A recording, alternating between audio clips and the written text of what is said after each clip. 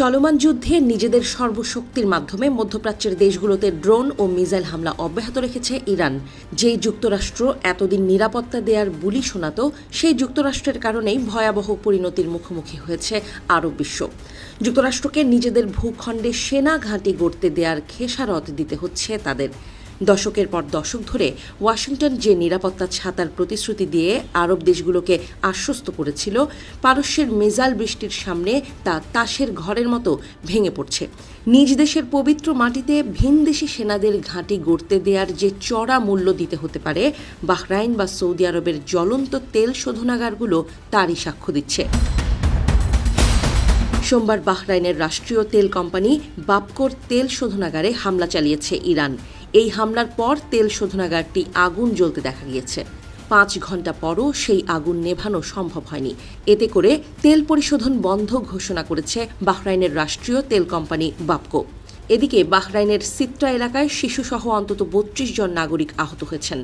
গত 28 ফেব্রুয়ারি থেকে যুক্তরাষ্ট্র ও ইসরায়েলের হামলার প্রতিশোধ হিসেবে আরব দেশগুলোতে এভাবেই হামলা চালাচ্ছে ইরান। তাদের হামলায় আরব দেশগুলোর আকাশপথ বন্ধ হয়ে গেছে। এছাড়া তেল সরবরাহ মারাত্মকভাবে ব্যাহত হচ্ছে। সৌদি আরবের হামলা অব্যাহত রেখেছে ইরানি বাহিনী।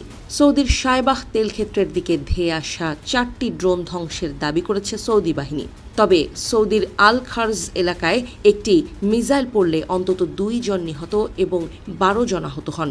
এই হামলাকে নিন্দনীয় বলে অভিহিত করেছে সৌদি প্রশাসন। কাতার ও কুয়েতেও হামলা চালিয়েছে ইরান।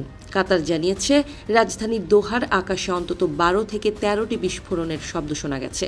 এগুলো ইরানি মিসাইল ঠেকাতে ছোঁড়া ইন্টারসেপ্টর মিসাইলের শব্দ বলে জানিয়েছে দেশটি।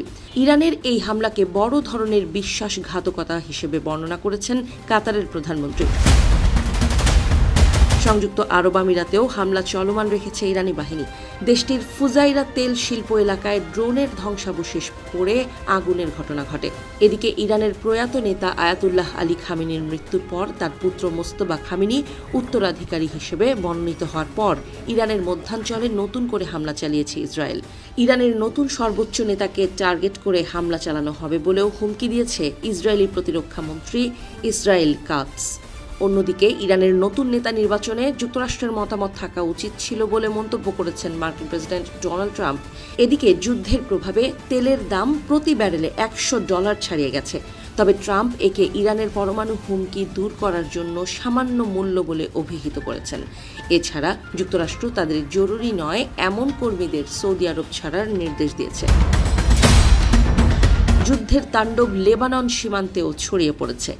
ইরান সমর্থিত হিজবুল্লাহ এবং ইসরায়েলি বাহিনীর মধ্যে লেবানন সীমান্তে তীব্র লড়াই চলছে।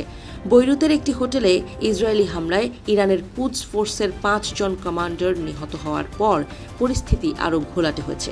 গত 28 ফেব্রুয়ারি থেকে শুরু হওয়া এই যুদ্ধে লেবাননে এ পর্যন্ত 390 জন এবং ইসরায়েলে 10 জন নিহত হয়েছেন। খুব শিগগিরই সংঘাত বন্ধ করা না গেলে মধ্যপ্রাচ্যের পরিস্থিতি আরও নিয়ন্ত্রণের বাইরে চলে যাবে বলে সতর্ক করেছেন বিশেষজ্ঞরা।